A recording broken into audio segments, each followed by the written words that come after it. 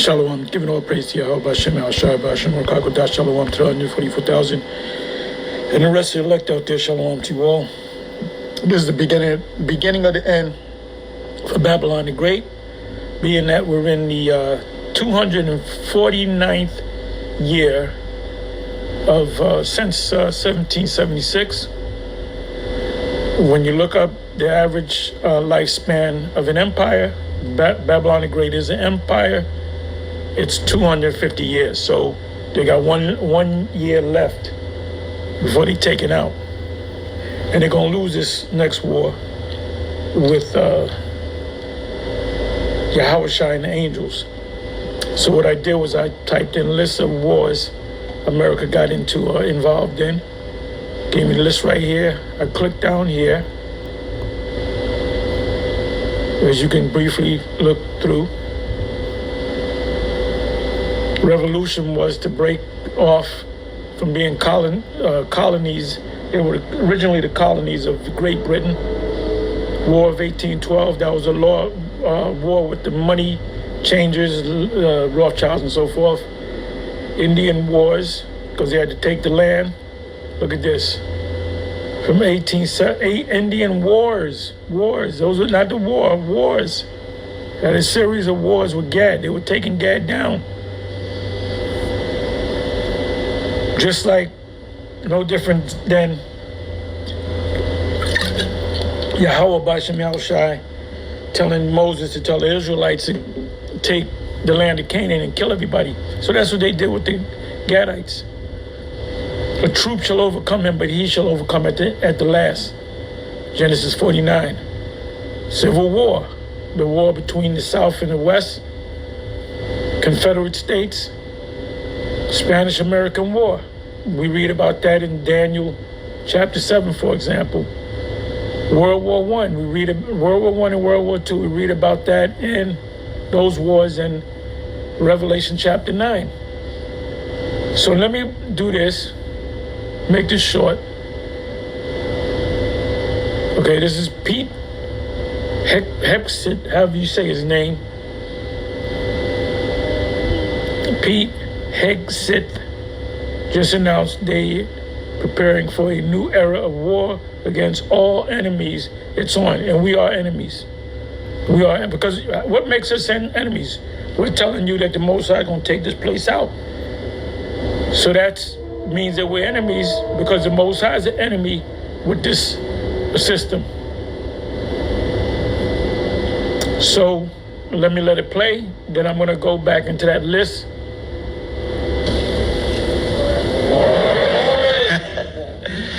Good morning and welcome to the War Department. For years, it's been the Department of Defense. The Constitution, Department of Defense. Defense meaning you don't start wars, you finish them. Someone starts a war against you, you have a right to self-defense. When you say War Department, that means you're looking to start wars. You're looking to take things over, which makes you the bad guys. Because the era of the Department of Defense is over. No more defense. This department is a proactive instead of a reactive. So the Most High is putting the spirit on the warlike spirit on these devils to do what they got to do. So this can very well be the last administration. So how long does he got? 2025, 26, 27, 28, right? He's got 3 more years. Then you got the new president to come in 2020, what is it? 25, 26, 27, 28, 29, right? The new president will be declared president unless if they go that far, or knowing Trump, he can declare himself as president for life. He can do whatever. He done tore up the Constitution. He does what the fuck he wants to do. You see, the motto of my first platoon was those who long for peace must prepare for war. This is, of course, not a new idea. This crowd knows that. The origin dates to the 4th century Rome and has been... Well, he could have said the Babylonians. He could have said the Persians and the Medes. He could have said the Greeks. He could have said the Chinese military forces. You know, he could have said a lot of things. Why Rome? Let's listen to that again. This is fair use, fair use, fair use. Another hint that this is Rome all over again. Prepare for war. This is, of course... How did Rome become an empire? By declaring war against their neighbors. And when they would surrender to the legion, there was more than one legion, which was about 7,000 men. And they had ships as well, and they would always fight. The sovereign nation would always fight, get defeated, and declare that they would sit down for negotiations of peace. And then what Rome would do is not put you in slavery, but they put people in slavery. The gladiators they put in slavery, they enslaved them. And you had enslaved gladiators, which were Jake and other nations round about. Some of these gladiators became popular and eventually received a wooden sword from the emperor himself, and he was a free man. And later in the Roman history of the Caesars, Jake began to become Caesars, and a lot of them became Caesars that were formerly gladiators, slaves. Show you that in the movie Gladiator Part 2. Denzel became Micranus. And 217, 218, he ruled for 1 year because another Jake took his head taken off. But he was a gladiator that came up in the ranks under Caracalla, which is the son of Septimius Severus. Septimius Severus was not the first Jake ruler of Rome. Stop saying that. Do some research, Nate, instead of regurgitating what Yeshaya said, or High Priest Yeshaya said. Okay? All these guys, this guy, Hexit rhymes with exit. Pete Hexit, he was one of them Roman, maybe he became a senator, head of a legion. These are Romans coming back. They're coming back. And they're coming back to get pushed back. They're going to get this shit pushed in. It's not a new idea. This crowd knows that.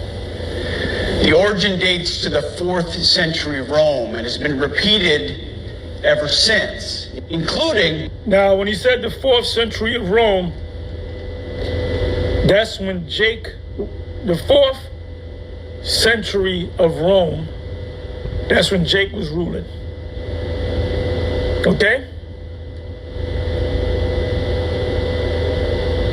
We're talking late 200s, 300s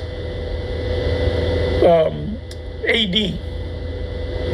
Jake took over the system, man. Jake pushed Esau out. By our first commander-in-chief, George Washington, the first leader of the War Department. And he wasn't the first president. He had a series of presidents. One president was a Jake by the name of John Henson. He was one of the president at that time of what do you call it?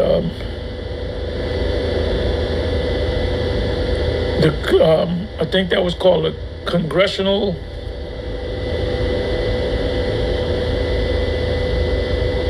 He was the president over the 13 original colonies.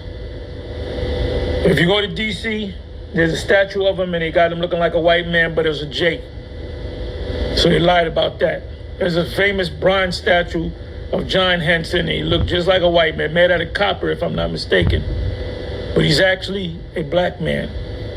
And I believe he was a Moor. He had a lot of help from the Moors.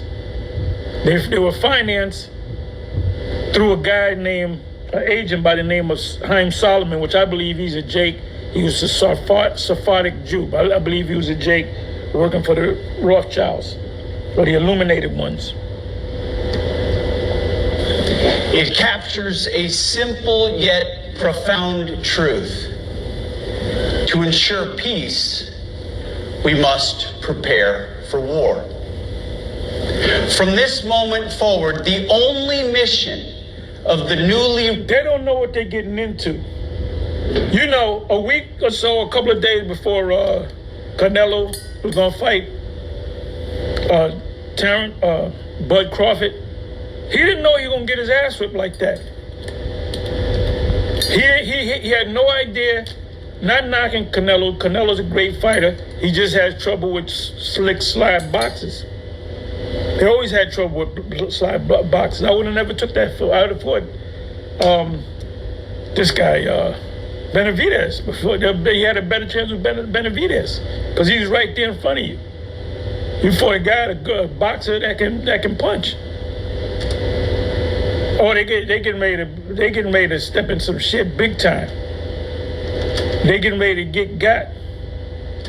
A restored Department of War is this: war fighting, preparing for war and preparing to win, unrelenting and uncompromising in that pursuit. Keeps throwing up hand signs. If you notice, keeps throwing up hand signs. Not because we want... Strama of England, he pushed the ID, digital ID, he kept putting up hand signs, same hand sign. See, like I say, we got to speak in code. Guess what? They speak in code all the goddamn time. War. No one here wants war. That's some bullshit. Everything you got it through war. Everything you got it through war.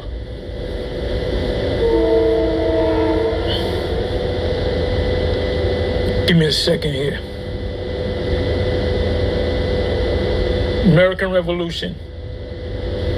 The 13 colonies. A colony is when you show allegiance to the king, and they say, oh, we're going to take this land. We want you guys to go up front. Oh, we like this land. We're going to keep it. Fuck you. Guess what? They stole that land from the crown. And the crown stole it from Dad. When you devils came over here since Columbus, Columbus' holiday's coming up, so we gotta talk about him too.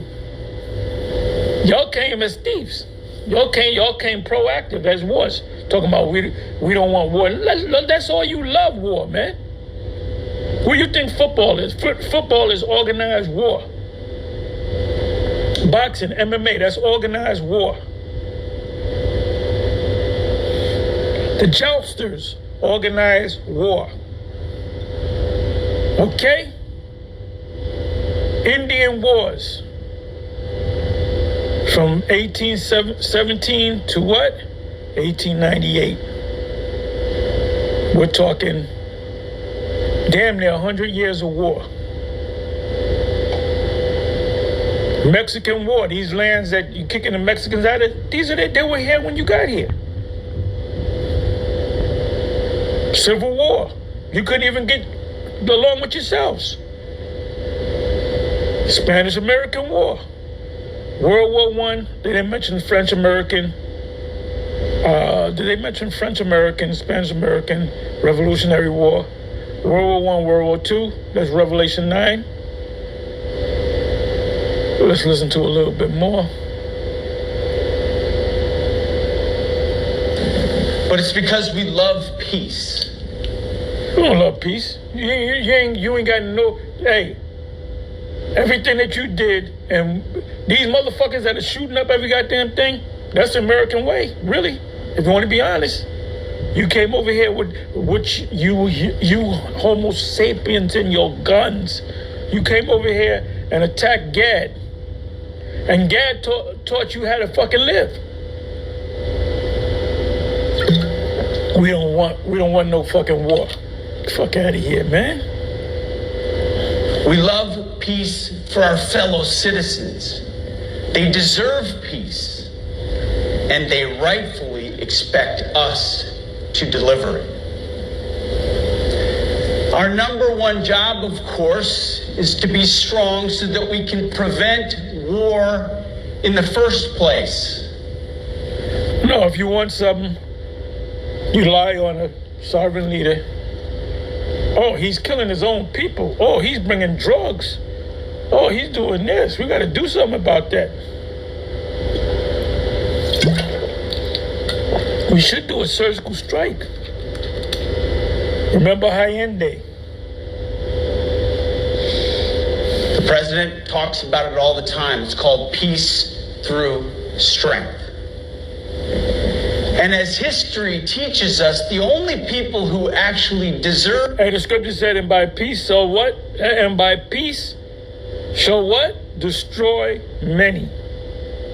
And by peace he shall destroy many. Peace are those who are willing to wage war to defend it. That's why pacifism is so naive and dangerous. It ignores human nature and it ignores human history. And Gad, the indigenous people, they were passive. They welcome you with, a lot of them welcome you with open arms, and they shouldn't have did that. So you took advantage of that.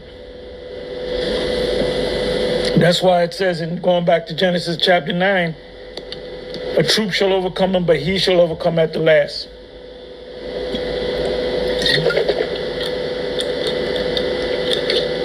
You made many treaties that you broke. Either you protect your people and your sovereignty, or you will be subservient to something or someone. It's a truth as old. Ultimately, that you guys took by force. The scriptures speak about another man's boundary, landmark. Let me go see if that's in Deuteronomy. That's in a couple of places. Give me a second here. Put the right word in.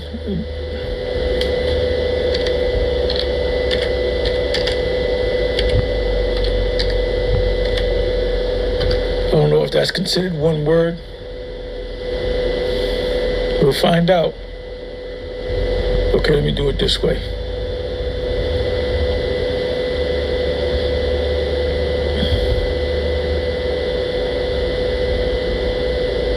Come on now, let's go.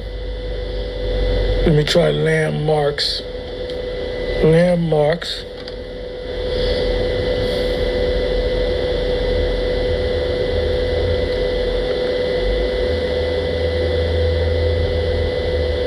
Okay, let me do it this way. I'm sorry, y'all.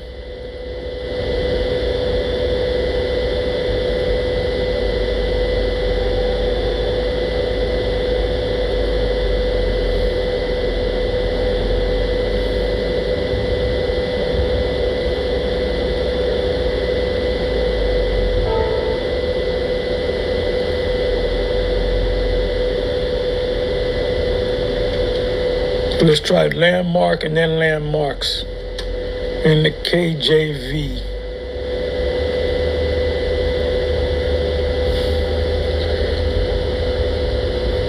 Okay, here we go. Good, beautiful. Landmark.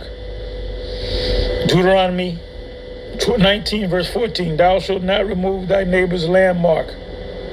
In other words, take their land, which they of old time have set in thine inheritance, which thou shalt inherit in the land that Yahweh, the Most High, giveth thee to possess it.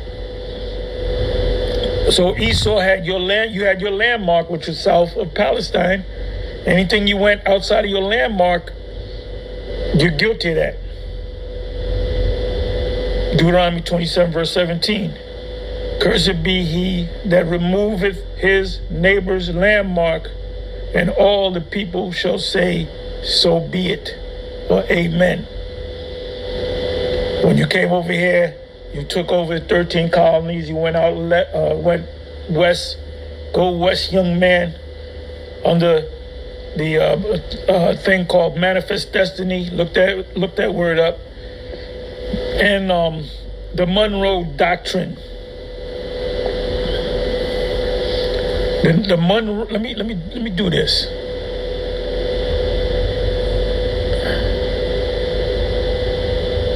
I'll do this. Give me a second here. Let's look at the Monroe Doctrine.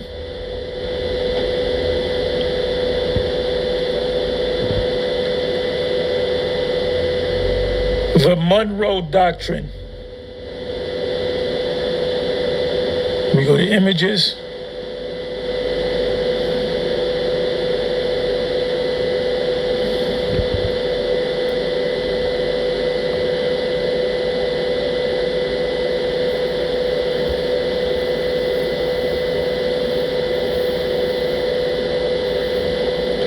Here's a good one. The Monroe Doctrine, American imperialism. Right, how they took lands over. This is the Caribbean.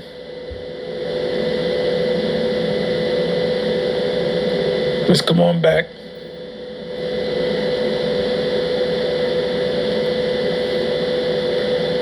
What was the Monroe Doctrine in simple terms? The Monroe Doctrine was a U.S. foreign policy statement in 1823 that warned European powers to stay out of America, declaring the Western Hemisphere off limits for further colonization, so we can take over more lands or interference. It asserted that the U.S. would consider any European intervention in the independent nations of America as a hostile, more stout than their fellows. That's what that means. Act and establish the region of a U.S. sphere of influence.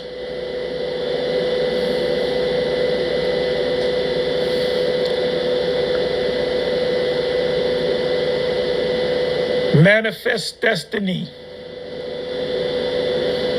Oh, this is what I wanted.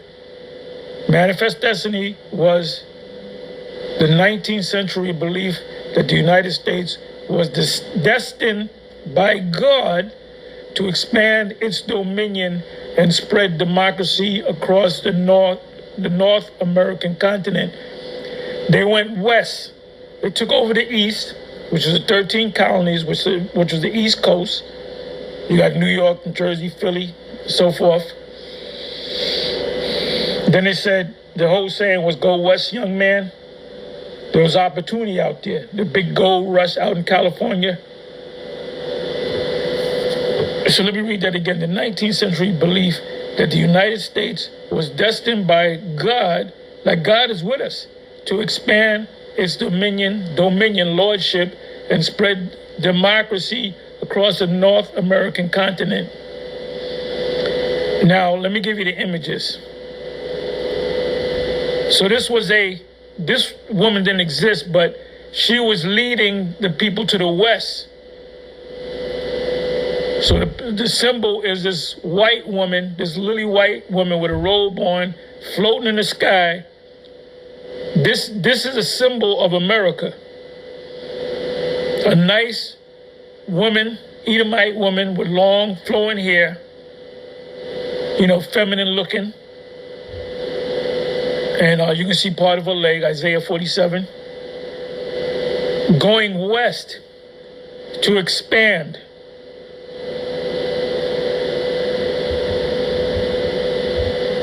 In whiteness. Wouldn't work if they had a black woman up here. So this whole War Department thing is about taking over. Old as time.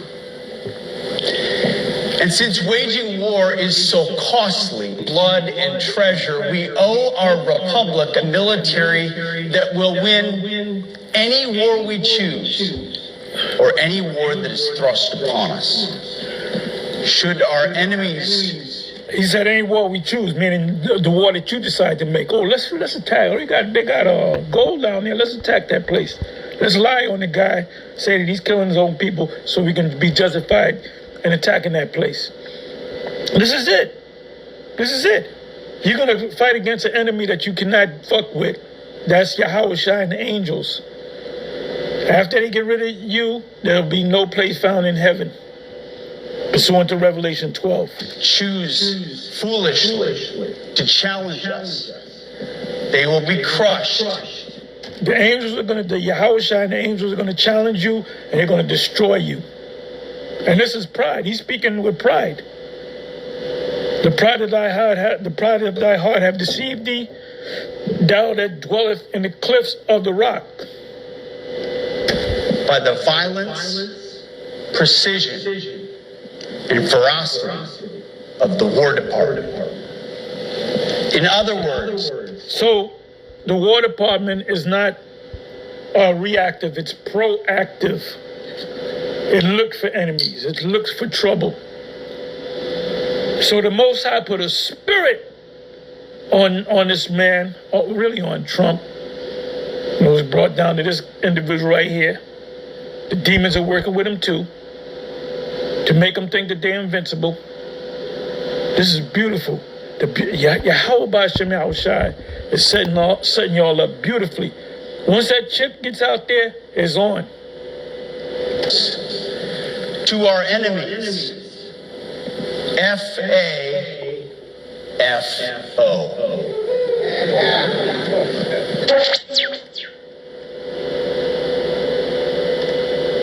First FAFO. FAFO.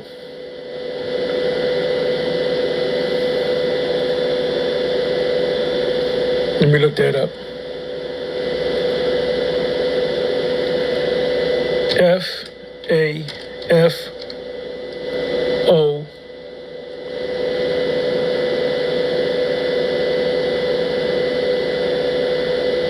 FAFO.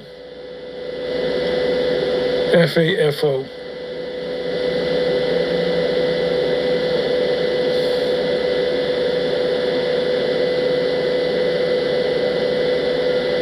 Oh, okay. That's the Jake uses. We use this term, so I didn't think Esau. FAFO is a slang acronym for F around and find out. Well, that's what they're gonna do. They're gonna F around with Yahweh Shai and the angels, and they're gonna find out. So that's a he's speaking out of pride. He's speaking out of pride. Anybody mess with us, we taking shit. You gonna mess with you gonna F around and F with them, the Yahweh Shai and them angels, and you're gonna be wiped out of the heavens.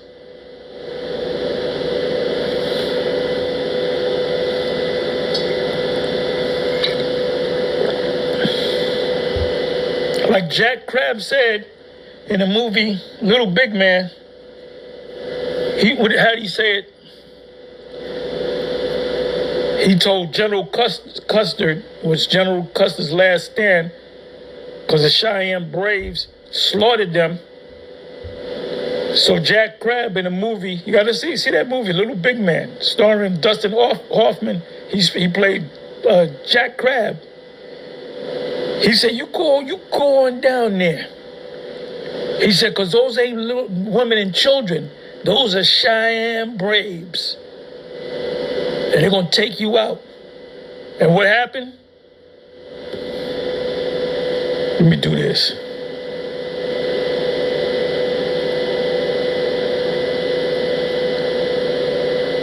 Custer's last stand in a nutshell.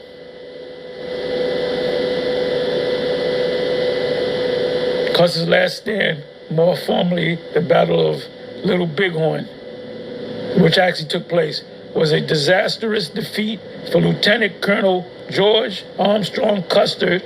He was full of pride. That might, Hexic might be him coming back. and the U.S. 7th Cavalry against a large coalition of Lakota Sioux, well, it was a Sioux, Cheyenne, because he called them Cheyenne Braves, and Arapaho. They got together, man. They got together. That was a massive army, man. Underestimating the Native American forces, Custer divided his troops and attacked a large encampment, resulting in the annihilation of the entire command. He died on the battlefield. The battle was a decisive Native American victory and a significant event in the Plains Indian Wars. Who declared war against them? The U.S. Cavalry, marking a turning point that led to intensified military efforts to subdue the tribes and confine them to reservations. Because that's the reason why they took over, because the Most High was with them to take over. But that was he died on the battlefield, man. And his men. This is beautiful, man. You had a coalition of Lakota Sioux, Northern Cheyenne, and Arapaho warriors. And they were chopping your heads off,